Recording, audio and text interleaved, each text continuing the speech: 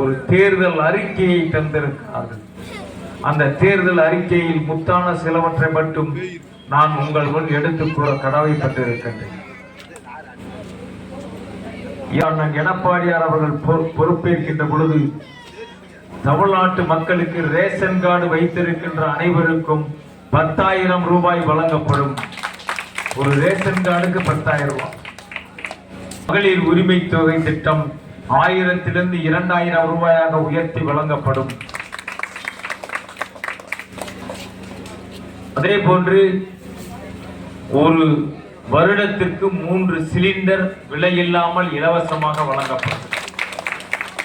இப்ப 20 kilo ration கார்டுல 20 kilo அரிசி வாங்குறீங்க, அந்த அரும் விலையில்லாமல் இலவசமாக வழங்கப்படும். இப்ப அம்மா இருக்கும்போது மிக்சி, கிரைண்டர், ஃபேன் எல்லாம் வாங்கினீங்களா? இப்ப ரெட்டலை ஜெயிச்சு எடப்பாடியார் முதலமைச்சரான உடனே ஒரு ரேஷன் கார்டுக்கு ஒரு பிரிட்ஜ் இலவசம் கொண்டு வந்தாங்க. அம்மா கொண்டு வந்த திட்டம். அதோடு சேர்த்து தீபாவளிக்கு ஒரு கார்டுக்கு ஒரு பட்டு சேலையும் பட்டு வேஷ்டியும் விலை இல்லாமல் வழங்கப்படும்.